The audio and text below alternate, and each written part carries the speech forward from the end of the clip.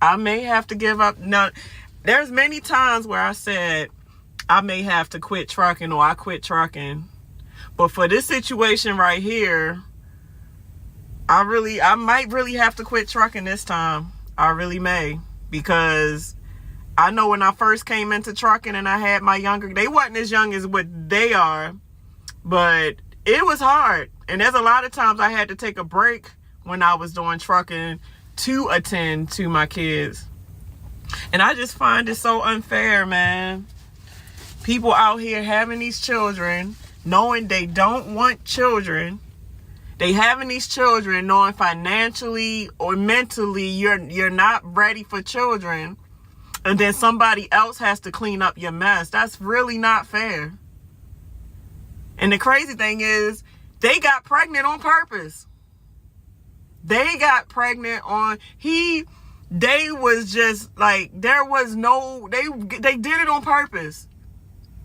And it's like a lot of times, especially first time parents, they don't understand the real reality of parenting until the baby gets here.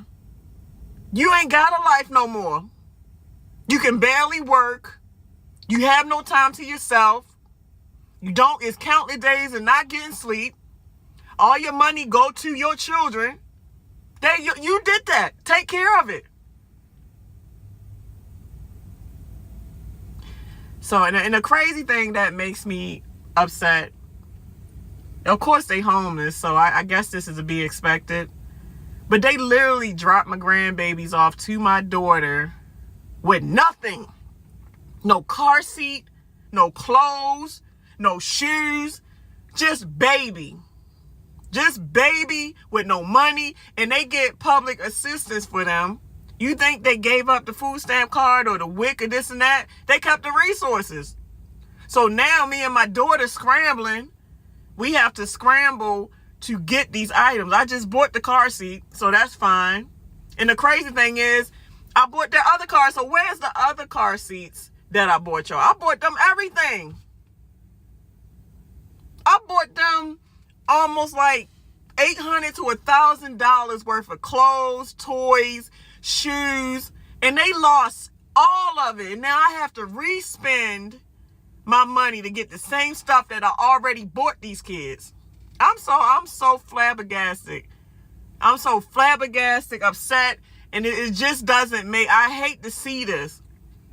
You get tired of parents making children's lives hard because they having kids and not being responsible with their sexual life. If you know you not a fit parent, at least use condoms or be on birth control, if nothing else. Like I said, this shit is crazy. So it's a process. Like you gotta go and file for custody. That's first and foremost. So that way you can have power of attorney to do everything else. And once you apply for custody, then I don't really know. I think you got to apply for your foster care license in case you want to end up adopting the child, because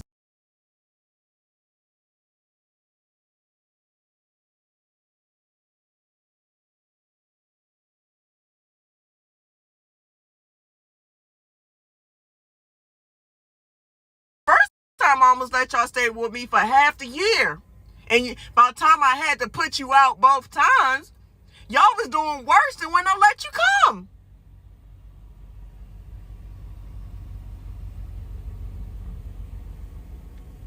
Like I said, it's not easy. That's why, like, I'm going to help these sets of grandkids out now. But if they come back and be like, oh, we got pregnant again. Nope, you better figure that shit out. Like, yeah, I'm not going to say I got to, but I'm going to help the first time. But that second time, you better figure that shit out. I tell you, grandma drama. Ain't no baby daddy drama, baby mama drama, grandma drama, bro. And like I said, it's a choice. Like me, my son, and my daughter, we said, like, what we gonna do? I said, we gotta stick together. You know, we gotta team up. You keep them sometimes, I get them. You pick them up. Like, we got this is a family affair. Because, no, they're innocent in the situation. They didn't ask to be here. They did not ask to be here. So I'm really willing, to be honest with you, I'm kind of willing. I might have to give up my trucking career and put it on hold for my grandkids so I can make sure that they're safe. So I'm not even going to lie. If you guys want to help and send donations to my Cash App, I normally don't ask, but I'm in a pinch. I only ask when I have to ask. And this is a moment where I'm not ashamed to say I need a little help. So if you have a heart and you want to donate, this is my Cash App down here. Thank you in advance. I appreciate each and every one of you for showing love and support. And it is what makes me upset, right? I just got back established with this a place to where I think this place, I'm gonna fit in with this place. And that, it's like every time I think I'm taking steps forward, it's something that happens to where I have to take a step back and try to start all over again when I'm just getting stable. And it's always this oldest son. The oldest son always find a way to mess up my groove. And I'm so sick of this shit, man. I'm tired of putting my life on hold for choices that my child, that's a grown-ass man, want to continue to do. I had to deal with your shit when you was underage. But now that you a grown-ass man, when do this shit stop? When?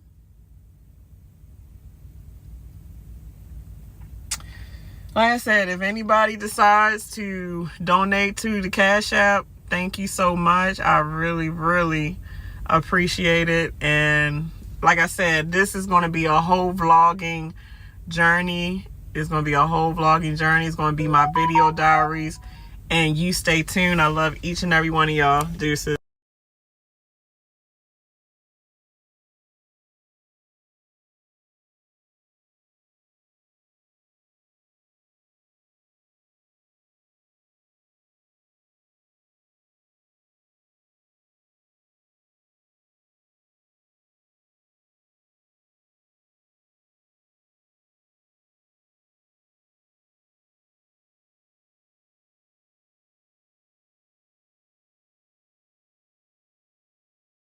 All right, video diary. You know what I realized, bro?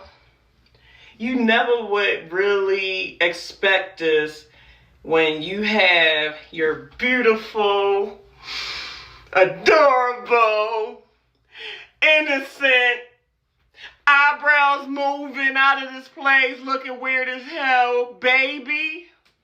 You would never think, especially as a first parent, that your own child will become your op. Bro, my oldest son, he's my op, bro. And for all the people that don't know what the op is, opposition. He's not for me. He's against me. He is the opposition. He is the enemy. He's not nobody that cares about my well-being. He will allow his friends, girlfriend, now baby mama, to talk cold trash about. He might join in the festivities of trash talking. And I've never seen it coming. And the thing that really confuses me about my oldest son becoming my op is that you've been over backwards for... I'm not going to talk about y'all. I'm just going to keep the story on me. I've bent over backwards for this boy. I done got this boy out of trouble. I done bought this boy his first car. I done let this boy stay with me, even done let his baby mamas, even girlfriends stay at my house. I done gave him money. I done let him drive my car. I done did so much for him. And for him to talk disrespectful to my daughter about me, for him to talk disrespectful to his girlfriends, now baby mamas, about me, he probably talking disrespectful to her family about me. When I tell you I feel betrayed, out of all people that betray me, the one that I pushed out my coochie betray me? That I sacrifice my freedom, that I sacrifice my money, that I sacrifice my time, that I sacrifice my loving heart. This is my op. This is the one that he don't like me at all. This dude don't like me at all. And I've seen this before even with my dad. My dad's first son, my dad bent over backwards for his first son. And every time I think about what I'm going through with my first son, it really takes me back to my dad. Because my dad then got my oldest brother out of jail. He let him stay with him. My father spent countless money on this dude. And my oldest brother won't do shit for my dad. This oldest son talks shit about my dad. He don't like my dad. When I say this is the exact story, yeah, me and my dad got something in common when it comes to these kids. You know what I realized? I realized the more that you do, not just for strangers, but especially your children, the more they feel like you're supposed to do that. And it's a new thing that I just heard, because the more that I'm opening up to you guys about the shit I'm going through with my motherfucking son, because it ain't kids, it's a child. When I open up to y'all, y'all open up to me. And my brother was like, sis, don't worry about it. I'm going through this shit right now with my goddamn son. You know what this nigga had the nerve to tell me to my face? This nigga had the nerve to tell me that I didn't ask to be here. So you're supposed to take care of me my whole life. I say, bitch. I never, you know what? Mom, you're dead and deceased. You are dead and deceased. May your soul rest in peace. But thank you, Mom. Esther Salisbury Williams, you did your motherfucking job, ma'am. I didn't understand it at first, Mom. I thought you was being too hard on us. I thought you didn't give a fuck. But the fact that you made us stand, she made us. She was not picking up anything. She made us go for it. She made show and was an example. And thank you, Mom. Because I don't feel that fucking way, and I never did. Before my mother died, I loved her so much. You couldn't say shit about my mother. If I could give her money, here you go. Don't worry about anything. I don't want nothing from you. I'm a grown-ass child. I finally got on my own 2 feet, and I want to make sure you feel like you the queen that you are, because you gave me life, you taught me life lessons, and you're my mother. You know one thing, when I was a child, and I got so fucking upset at my dad for saying this, but sometimes stuff don't click of what our parents tell us as far as understanding it until, first of all, we go through it with our kids. That's what I realized. And you know what?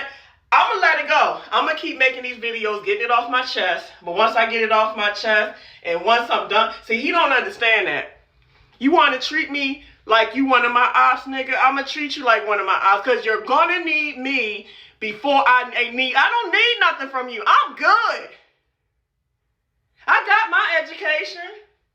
I got my own place. That's what y'all need to try to kick with y'all sorry asses. I'm so independent.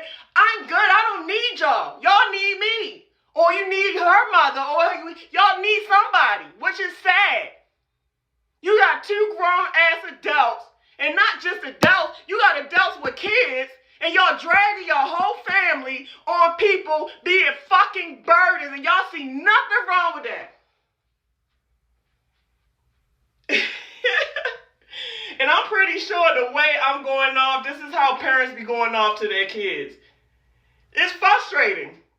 That's what I'm saying. Like, the shit, your children some of them can become your op. Some children get what you teach them, and they do better the way they be rewards. But some of these niggas, like my oldest kid and his sorry ass baby mama, these motherfuckers is headaches. They is headaches that you like, why the fuck did I have this motherfucker? Like, damn, I should have, no, I ain't gonna say it. But you know what? Like I said, from what, cause I've actually, like, yeah, I know how he's thinking now. And from what I found out, how he's thinking, all the stuff that I just mentioned earlier in this video, he thought I was supposed to do that. He didn't appreciate nothing I did, and everything that I did, he still look at me as less than. He doesn't care. Like, basically, from what it sounds like, he has no respect for me. No respect. Even though his mother shows pure love to him, he has no respect for me. And you know what's crazy? I was with an ex before, and my ex actually said, your oldest son don't love you. Your son don't love you. And I'm like, nigga, shut the fuck up. That's why we ain't about to be together now. But now when I look back on everything, that's not love. My op-ass son will love a bitch before he love his mother. He will love another female or her family before he love his own mother that made the sacrifices. And you know what I don't understand either?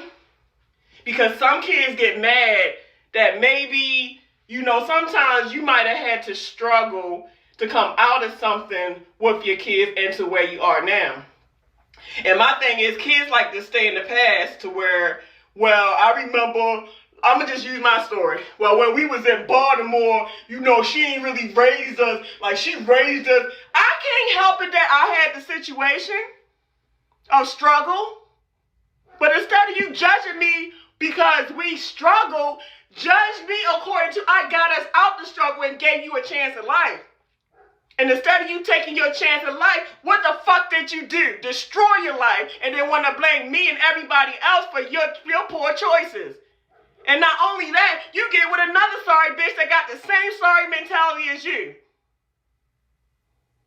So I'm glad y'all motherfuckers where you at. Stay where you at, cause you not my burden no more.